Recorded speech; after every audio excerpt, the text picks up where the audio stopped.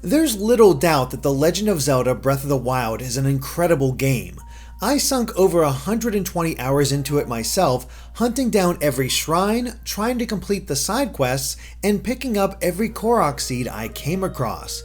While I didn't do everything the game had to offer, I felt satisfied in what I had accomplished and was ready to move on. But that's where Nintendo's first DLC pack for Breath of the Wild, dubbed the Master Trials, comes in. It's designed to provide even more content and even more ways to play. But does it succeed? Is it worth the purchase? Well, let's look a little closer. The two biggest pieces of the DLC are the Master Mode difficulty and the Trial of the Sword.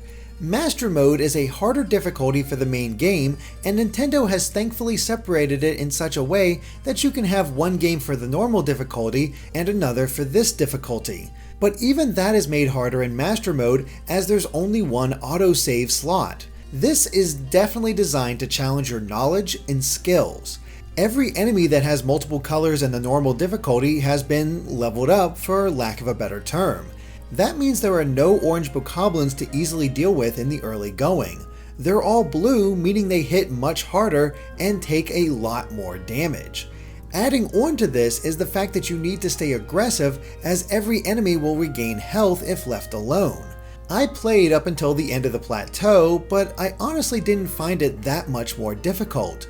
Sure, there's a Lionel on the plateau now and enemies are a pain to defeat, but I was able to avoid almost all of them with little trouble. It got a little tricky when I was forced into a fight, but I could see myself using the knowledge I already had to get what I need in order to actually battle with little issue. Still, it definitely has more teeth than the normal difficulty. The other big addition is the Trial of the Sword, which challenges Link to complete a series of rooms with limited resources. He starts with no equipment whatsoever and only has access to his runes. It's all about figuring out the best way to handle the elements, the enemies, and your own scant inventory.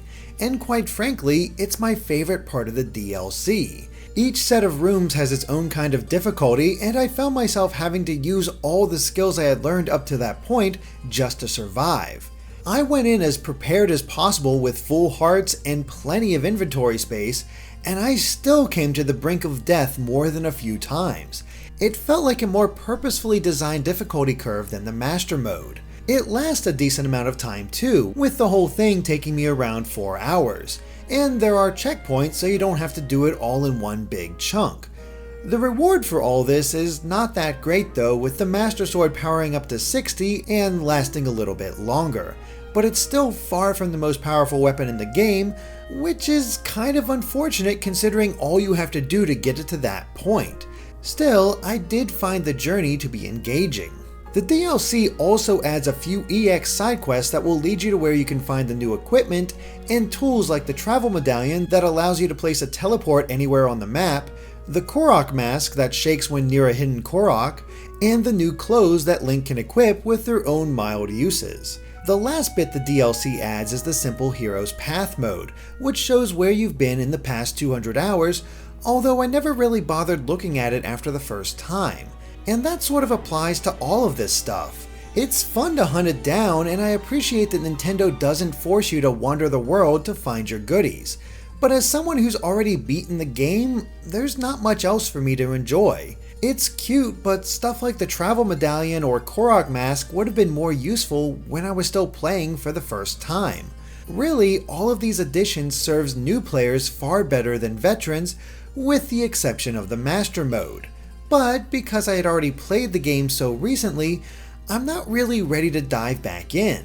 I like it and had fun, but in the end, it's more functional DLC and just wasn't enough to truly excite me or get me to go another round. If you've already played Breath of the Wild to death, I would hold off on this DLC for now and see what the second DLC pack provides. That way you could possibly enjoy what it offers in addition to the new things found here. Thanks for watching, and be sure to subscribe to GameXplain for more on The Legend of Zelda and other things gaming.